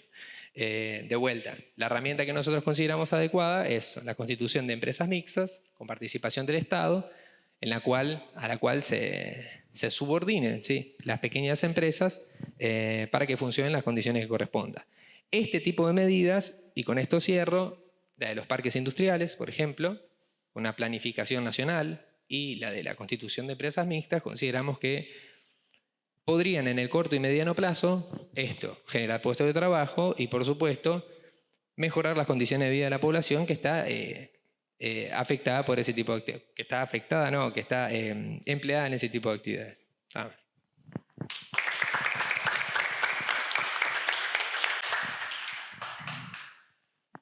Bueno, muchas gracias a los cuatro, muy interesante. Está abierto ahora para quienes quieran hacer preguntas, comentarios. Hola, gracias. Yo vengo del conurbano, de General Rodríguez, el último cordón, y me sentí más identificado con lo que dijeron los chicos que con lo que dijiste vos, que por ahí apunta un conurbano bien urbano, ¿no? Nosotros como que somos periurbanos. Y bueno, yo soy tercera generación, o sea que soy de la primera oleada inmigratoria después de la Primera Guerra Mundial. Y lo que vemos nosotros ahí, a partir del relato de mis ancestros, es que nuestro problema es la inmigración, ¿viste? Nosotros lo que vemos es un colapso de la infraestructura, de los hospitales, de las escuelas, de los caminos, por una inmigración que, bueno, ustedes la describieron, y lo que me terminó, nuestra última inmigración, la que vemos hoy, es desde el mismo conurbano, o sea, desde el conurbano bien urbano, que es La Matanza, ¿no? Todo, o no sé, que vienen desde todas las clases sociales, las clases altas, medias y bajas, porque van a los countries, porque van a loteos de procrear, o porque van a loteos populares, que bueno, nosotros no tenemos villas, pero tenemos urbanizaciones más populares. Entonces, bueno, eso me dejó claro muchas cosas. Y mi pregunta viene por la última aportación de Martín, que él vio esto de los parques industriales en cada partido. A mí lo que me pasa es que en los últimos 20 años lo que veo es que cada partido surge una universidad. Yo trabajo en la Universidad de Luján hace 20 años y en los últimos 20 años apareció la Universidad de Moreno, la Universidad de Merlo y por supuesto ahora Rodríguez quiere tener la Universidad en General Rodríguez y yo me pregunto, ¿es necesario que cada partido tenga su universidad? No, mientras nuestras escuelas están colapsadas, como decíamos, cuando yo estudié éramos 30 alumnos y hoy hay 40 alumnos. Yo creo que no, que no es necesario, que deberíamos centralizar de alguna forma. Bueno, esa era mi pregunta. Gracias. Sigue abierto el micrófono. ¿Alguien más que quiera comentar, preguntar, decir algo? Una pregunta y un par de comentarios. Una pregunta en relación a la cuenta Walking Conurban. Mencionaron algo de que tenían algún tipo de recepción y en la que van viendo que vivir en el centro no es visualizado como el centro Verazategui, podría ser de cualquier otra localidad, no es visualizado como ser del conurbano. Si querían ampliar un poquito de esto y de cómo ven, de alguna manera, en esa recepción que deben tener muchos comentarios y otras cosas más allá de lo que uno ve, que a veces por privado llegan otras repercusiones en las redes, deben tener más dimensionado eso. Otras formas en que ven esto de la fragmentación del conurbano y cómo la vive la gente, al menos cómo la expresan las respuestas a la cuenta. Eso era la pregunta. Después un comentario, algo que me hizo pensar en relación a algo que dijeron al cerrar, en relación a pensar el conurbano como lo que ha sido efectivamente la resolución de los problemas del interior del país, de provincias del interior del país. Y ahí me llama dos cuestiones. Una, que esto un chivo para después cuando vean los videos, nosotros estuvimos discutiendo en otra mesa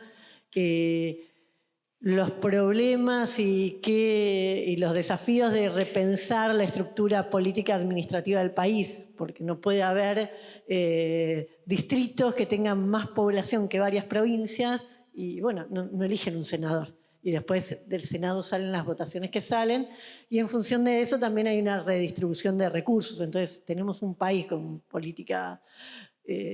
con una división política administrativa del siglo XIX y nos genera estas desigualdades y hay un punto para pensarlo. Esto se estuvo discutiendo en otras mesas.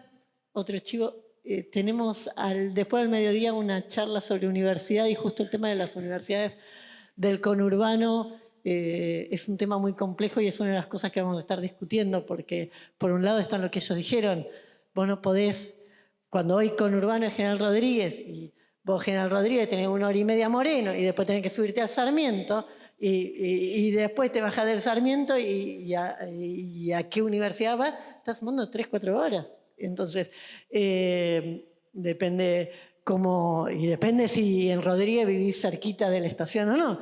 Entonces, quizás Luján queda más cerca, obviamente, pero este tema de que conurbano no se transforme en una ciudad dormitorio donde solo dormís y trabajás y estudiás en otros lados, es un tema que en alguna manera el desarrollo de universidades en el conurbano apuntaba a resolver en algún punto.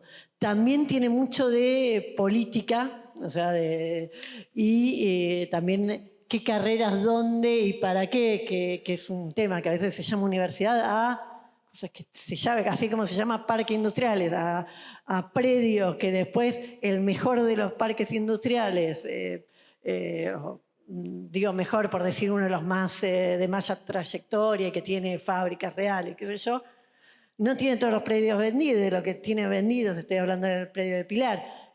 el 60% de los predios vendidos no tiene nada edificado ahí, no estoy diciendo una fábrica, estoy diciendo ni siquiera un galpón, y bueno, es que también tenemos industriales absentistas, se habla de la agricultura argentina, pero tenés industriales absentistas, compraron el lote ahí en el parque industrial por especulación inmobiliaria y lo dejaron ahí vacío. Y para comprar ese lote le dieron un crédito y agarrar subsidio, entonces ahí tenemos un montón de problemas. Bueno, así como se llama parque industrial a terrenos vacíos o que con suerte tienen algún predio vinculado a veces a la logística, otra cosa, tenemos universidades en el conurbano que se llaman universidad y cuando ves qué carreras tienen son todas carreras terciarias. Entonces le pusiste el título de universidad porque otra vez tu intendente quiere su parque industrial, tu intendente quiere su universidad y otra vez tenés en distintos distritos muy cercanos entre sí las mismas carreras. Y otras carreras, si la querés estudiar, otra vez, o te vas a Luján o te venís a Buenos Aires. Entonces, hay que planificar. Para nosotros la palabrita de todo esto es planificar y algo de conjunto que no responda a los intereses más particulares, coyunturales del gobierno de turno local en cada municipio, en cada esfera. Pero bueno, es un problema muy complejo que vamos a tratar de discutir un poco a la tarde después del mediodía. Y otra que era una reflexión que me dejaban en torno a este tema, me fui un poquito, vuelvo, sobre el conurbano como espacio de resolución de los problemas originados en otras provincias. Es increíble cómo lo que apareció tradicionalmente, ahora con la cumbia y otras cosas puede ser distinto, pero en lo que apareció tradicionalmente como la música popular y el folclore, la música nacional, federalista, etc., o sea, lo hegemónicamente reconocido como popular, el folclore, el tópico central es la añoranza, es la nostalgia de esa provincia que se fue. Y entonces lo que recrea esa música popular es lo que se supone que debiera sentir aquel que ha migrado. La eterna añoranza por esa provincia que ha dejado, ¿sí? No hay nadie que acompañe, esa música no acompañaba la experiencia real de ese migrante. O sea, la experiencia real de ese migrante en el conurbano. Y lo más parecido a eso, volviendo al humor, Lelutier tenía una canción que decía, bueno, si yo pudiera volver a mi pueblito abandonado, ese de la inundación, de la época de los mosquitos, no lo haría ni mamado. Entonces, bueno, hay que pensar, por eso, políticas para el conurbano. Y esto no quiere decir que no haya que pensar políticas para las provincias, para el interior, para otras cosas, pero hay que pensar políticas para el conurbano y ver, aún hoy, los datos estaban comentando, aún hoy tiene una centralidad económica gigantesca, eso que a pesar de que lo que ha sido el corazón productivo del conurbano, la industria, viene en decadencia. Y bueno, hay que pensar en este renacer del conurbano en función de cómo podemos planificar para que haya industria, para que haya economía, para que haya posibilidades de estudio, pero reales, no ficticias de cartelitos y propaganda electoral de un intendente u otro. Eso. Mira, gracias por la pregunta y por las consideraciones. Voy a tratar de responder tu pregunta agarrando la última parte de tu consideración. ¿Sabes cuál fue la primera forma de mención del conurbano dentro de la música popular? No fue como un lugar, fue como una tragedia. Pompeya y más allá, la inundación. En cierta forma, lo que decimos nosotros, esto de pensar al conurbano, no solamente propositivamente, sino pensarlo desdramatizado, también implica pensar un sujeto desdramatizado. También implica pensar un sujeto que está atravesado por infinidad de problemas, muy graves algunos, pero que tiene que tener un poco de valor propio, para justamente no caer en esto que vos decías, o que decíamos nosotros, que vos nos preguntaste de cómo es la recepción esto de centro y periferia del conurbano, ¿no? Es como que la idea de que el conurbano y el certificado de autenticidad que te piden es que calle de tierra, motito tirando corte, luces escasas. Entonces, cuanto más te pareces a eso, cuanto más te pareces a esa caricatura de policías en acción, o cuanto más cerca estás del lenguaje policial, más del conurbano sos. Y la verdad que en nuestra experiencia, que nosotros somos de Berazategui, no tenemos nada que ver con eso. Yo viví toda la vida en un barrio de monoblocks, por ejemplo, pero sobre una avenida. No me agarraba a tiros con mis vecinos. No estaba surcado por ese tipo de marginalidad tan popularizada o tan mediatizada que hay sobre el discurso del conurbano. Pero sí es cierto que en la medida en que uno no empieza a tomar la narrativa propia y poner más o menos los límites de lo que uno cree que es, digo, no solamente porque cuando uno piensa un territorio, uno piensa en el territorio que es, uno piensa en el territorio imaginado y uno piensa en el territorio representado. Si vos no te podés representar a vos mismo como tal, bueno, lo va a hacer otro. Y lo va a hacer otro con sus categorías o con la falta de ellas. Digo, con la falta de conocimiento del territorio, con la falta de conocimiento de la cotidianidad de la vida. En cierta forma, con The Walking tratamos de reflejar un poco varias cosas que hay en el conurbano. Y una de ellas es la cotidianidad del conurbano, del día a día, de día. Porque además, si vos te pones a pensar la forma en la cual se ha ubicado temporalmente el conurbano, es de noche. Vos ves programas del conurbano y es de noche. Y es de noche porque gente que se agarra piñas en la salida de un boliche, es de noche porque hay choreo, es de noche porque los familiares se pelean, es de noche porque hay alguien tirado en una zanja, ¿me entendés? No se piensa en el conurbano de diurno, laburante, con problemas, pero con un día a día normal. Y en la medida en que uno no puede hacerse carne con eso, con que yo no tengo que aparentar ser el negro Pablo para ser del conurbano, ¿no? El personaje de Ocupas, tampoco tengo que ser Ricardo. O sea, el negro Pablo me va a ser Ricardo, me va a decir, no, bueno, vos sos tal cosa, vos sos ese chabón que tiene que comerse las heces, que no puede tener una educación formal y éxitos académicos, no podés aspirar a tener una calle de asfalto. Entonces, cuanto más te acercás a esa caricatura, bueno, lo aceptás como lo he dado. Y sí, yo soy del conurbano, me la aguanto más. Yo al guiso no le pongo carne, le pongo piedra, porque cuanto más rústico mejor, o más auténtico es. Bueno, eso es lo que a veces sucede en la cuenta, que nos ha pasado, lo que dijo Diego, es verdad, es una anécdota que le pasó a nuestro otro compañero, Ariel, que no vino, que, no, ustedes son unos caretas.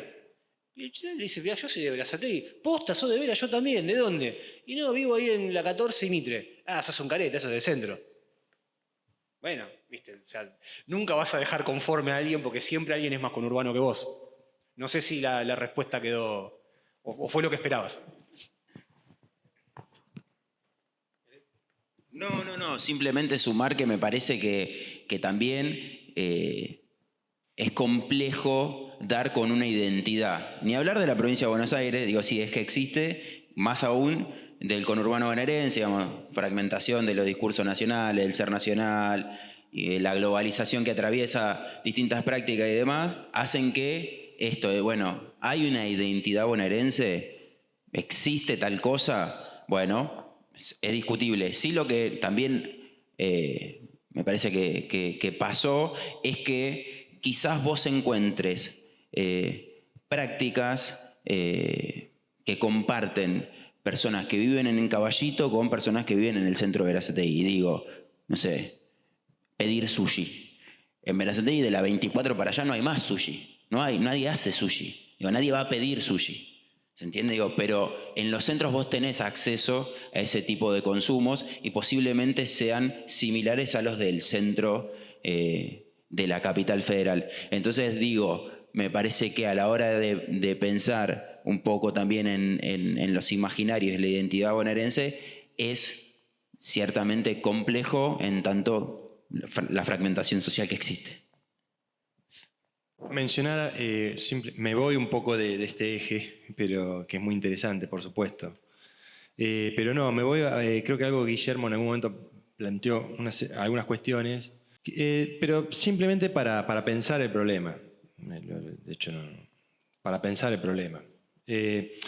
En un momento creo que vos dijiste el conurbano, la riqueza del conurbano, los dólares los genera el agro, pero eso es otra cosa. Porque, bueno, cuando uno ve el PBI es mayor, efectivamente, el PBI industrial, el PBI del conurbano es mucho más elevado que cualquier PBI. Entre otras cosas porque el PBI, no sé si es el mejor indicador para ciertas cosas, pero entre otras cosas mide, por ejemplo, la renta del trabajo asalariado, sumado al excedente bruto de explotación, sumado al ingreso mixto. Entonces, efectivamente, en una geografía con mucha población, el PBI, aunque pueda que medirlo per cápita, y eso puede cambiar, pero efectivamente el PBI industrial y del conurbano es más elevado que el del agro. El tema es quién produce la riqueza. Por eso digo, cuando vos planteabas la idea del conurbano, que es algo con mucha riqueza, bueno, ahí quizás Martín algo mencionó acerca de la gigantesca cantidad de subsidios que el Estado da a las empresas en general que van a parar allí donde más se concentra, que entre otros lugares es el conurbano. Entonces el Estado consigue dólares bajo diferentes mecanismos, a través de las retenciones al agro, a través de la deuda externa, ¿no? Y luego establece subsidios a empresas que por ahí no son del todo eficientes. O productiva. Por eso, cuando nosotros pensamos en esta idea de el renacer del conurbano, estamos pensando en cómo elevar esa riqueza, ¿no? Para mejorar las condiciones de vida de la población. Que efectivamente es cierto, no es todo el que está lejos del centro, no es todo policías en acción. Hay una realidad que puede ser diferente. Que hay potencialidades seguramente. Pero digo para pensar cómo se estructura la economía, en torno al PBI, en torno al agro, en torno a la riqueza, y en torno a cómo la Argentina se ha venido endeudando durante mucho tiempo, porque es el mecanismo que tiene para mantener a esta burguesía ineficiente, burguesía que no hace más que ser una burguesía choriplanera y que vive del Estado. Y que está, digamos, estamos acá en parte por eso. Mecanismos diversos, retenciones al agro hasta donde fue posible, luego endeudamiento externo, luego desvalorización de la fuerza de trabajo, es decir, caída tendencial del salario, aunque hay momentos de aumento que nunca llegan al momento anterior a la crisis previa, es decir, la tendencia es a la baja. Empleo precario en negro y demás. Así que mencionar esto, pero más que nada para ponerlo en discusión, es decir, bueno, cómo funciona la economía, ¿no? Y hasta qué punto el PBI es un sinónimo de riqueza en sentido estricto, ¿no? Digo, si bien eso es un indicador para medir productividad de muchas series de cosas, tener cuidado a los efectos de ver, bueno, cómo funciona esto. ¿La Argentina siempre fue agraria? Es decir, ¿vive del agro o la Argentina es otra cosa? Bueno, ahí tenemos quizás un punto de discusión, pero que está abierto. Y otra cosa, cuando hablábamos de la vivienda, vos mencionaste la ley de la dictadura, que efectivamente sigue vigente y que eso es un impedimento. Lo que yo no creo es que esa ley sea obviamente, no dijiste eso, pero digo, no creo que esa sea, o las leyes en general no creo que sean el impedimento para resolver los problemas de vivienda. De hecho, y esto lo menciono a partir de un estudio que hicimos del problema de vivienda en el Gran Buenos Aires, luego de la ocupación de Guernica, que eso destapó un montón de situaciones y mostró las contradicciones de todo el capitalismo, es decir, familias que no tienen casa, hacinadas, etcétera, etcétera. Que, insisto, no toda la realidad es así, pero que expresa la situación de mucha gente, que es la Ley de Acceso Justo al Hábitat de la provincia de Buenos Aires, que entre uno de esos artículos, no recuerdo si el 53 o el 55, aparece la expropiación de terrenos en desuso, que está lleno, en parte en Gran Buenos Aires también, pero en el conurbano. Y esa ley no ha funcionado demasiado. Todo el programa de lotes con servicio, no, funciona, sí, se dan, sí, resuelve problemas, muy poco. La idea de ocupar un 10% de aquellas zonas donde se construyen countries, que acá se mencionaba, porque frente a la problemática de vivienda de millones, se lanzan proyectos inmobiliarios y todo ocurre en el mismo espacio. Nosotros tenemos compañeros que militan en Guernica y en Ezeiza, a los que vamos asiduamente, y uno va a Guernica y pasa por la Néstor Kirchner. Y cuando pasas por la Néstor Kirchner te das cuenta que es una ruta ¿para qué? Para los countries, porque antes no existía. Es muy nueva. Entonces, atravesás una zona donde hay un proyecto y vos decís, che, pero estos son dos Argentinas, en el mismo lugar. ¿cómo hacemos para resolver esas desigualdades, ¿no? Entonces, bueno, para dejar un poco también planteado el problema así abiertamente, ¿no? Muchas gracias. Bueno, yo voy a comentar algunas de las cosas que iba pensando cuando hablaban ustedes y que me quedaron por mencionar. Las comentó Marina en su intervención. Pero bueno, estas cuestiones que quería mencionar, estos comentarios que quería hacer respecto a sus intervenciones, tienen que ver primero con la cuestión de el desempleo y el exceso de población y la enorme cantidad de población urbana y sobre todo la que se encuentra en el conurbano. Nosotros decimos el contrario a lo que se piensa comúnmente. La persona que está desempleada es una riqueza que tiene el país, que está completamente desaprovechada. La forma de hacerlo, pensamos nosotros en una Argentina socialista, de vuelta no quiero repetir de nuevo, es esto, es la constitución de un Estado productivo. Que emplee gente, que absorba a ese tipo que no encuentra empleo en el sector privado. Sobre la base de una economía más planificada y demás. Digo, como para ponerle un matiz a la idea, bueno, todos los problemas se derivan de que hay más población. Podríamos hacer algo con esa enorme cantidad de población. Podríamos planificar, podríamos emplearla, podríamos aprovechar esa riqueza. Eso por un lado. Por otro lado, respecto a lo de la producción agropecuaria, industrial, algo de lo que mencionó Nicolás, eso es cierto, el PBI industrial es más grande que el PBI agropecuario, pero que la Argentina le vende al mundo es soja. Es decir, lo único con lo que nosotros podemos competir en el mundo es con producción agropecuaria, o algunas otras producciones industriales que tienen un componente muy fuerte de bienes primarios, o muy pocos segmentos o renglones que son competitivos a nivel mundial. Para tener una idea de qué es lo que nosotros le vendimos al mundo. Ayer en la mesa, que estuvo en este mismo auditorio, dijeron, la Argentina tiene mucha industria, pero hoy estamos preocupados porque no llueve, porque no cae agua en el campo, como para tenerlo en cuenta. Y por último, dos cosas más que quería mencionar. Respecto a las universidades, efectivamente, es como nosotros pensamos cuando estábamos trabajando con parques industriales, las universidades.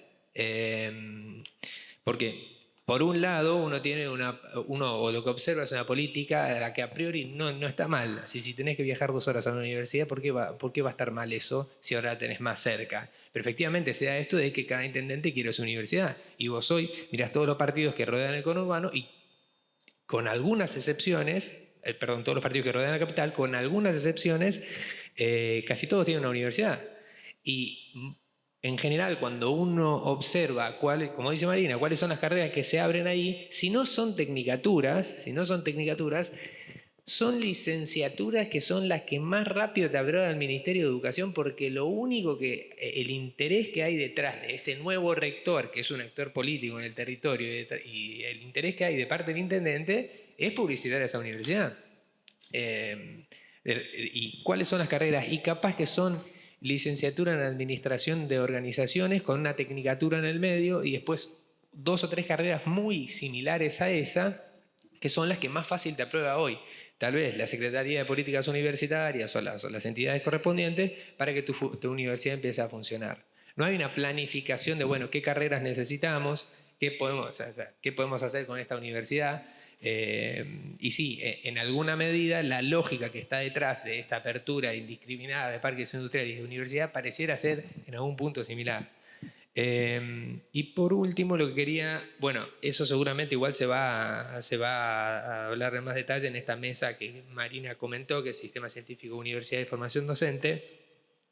Y por último, respecto a lo del éxodo de población desde las provincias y a los problemas económicos que tienen muchas provincias, de vuelta, es un tema muy interesante que se habló en una de las mesas, que si mal no recuerdo fue el viernes, donde bueno, se discutía todos estos problemas que también Marina señaló, que era por ejemplo la representación política que tienen algunas provincias que tienen muchísimo menos habitantes que algunos partidos de conurbano. O sea, La Matanza tiene más habitantes creo que toda la Patagonia, es más o menos. Poco más, poco menos, pero es ahí sí. Pero más que Tierra del Fuego, Chubut, Santa Cruz junta, seguro.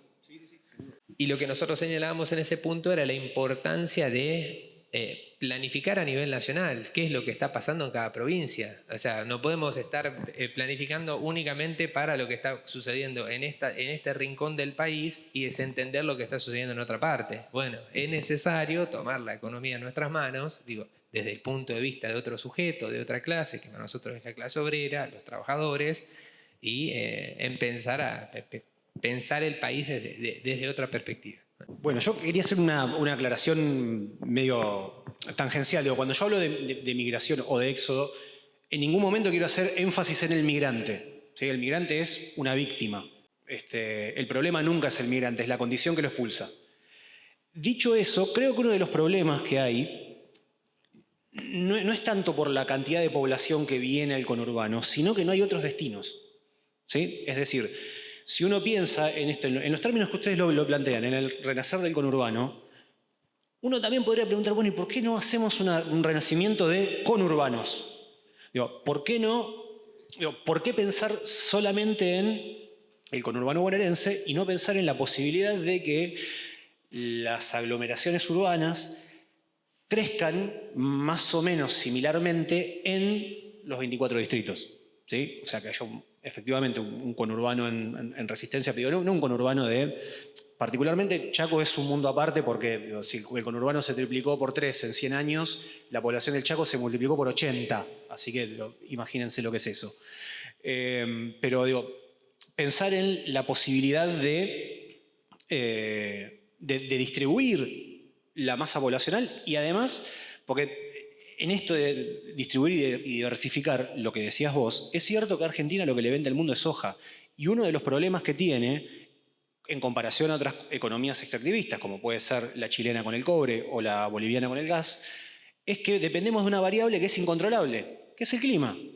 No llueve, te jodiste. Llueve mucho, te jodiste. Si no llueve en la proporción justa, cagaste. Bueno, la posibilidad de diversificar la matriz productiva en Argentina implica también la posibilidad de movilizar gente, no desde una perspectiva del gerrymandering, ¿no? Que es en general la forma en la cual se suele pensar la distribución geográfico-administrativa de la población y los distritos.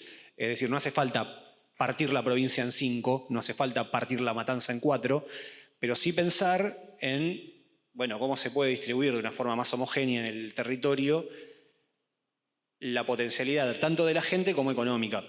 Y eso en cierta forma requiere, o ha requerido siempre, regímenes de promoción especiales. ¿Que han funcionado bien? La mayoría no.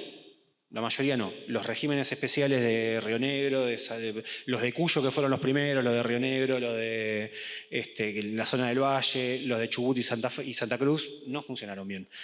Ahora, sí es preciso pensar en si ese renacimiento del conurbano va a ser desde el punto de partida actual o se piensa de una forma más, no quiero decir segmentada, pero sí diversificada. Al menos. Sí, efectivamente. Hay unas cosas, puntos que que Eduardo menciona en este libro que se llama Argentina 2050, donde se señala que efectivamente la enorme concentración de población en una zona, en un territorio geográfico tan pequeño, trae una serie de problemas que son muy difíciles de sortear. Incluso con muchísima planificación, incluso con muchísimas herramientas que uno puede darse, como esto que estábamos señalando, de la capacidad de generar empleo y demás. Ahí en el libro se señala, nosotros consideramos importante la construcción, por ejemplo, de dos ciudades grandes, que no solamente tendrían una importantísima función en términos de absorción de empleo, sino también de descentralizar un poco la población.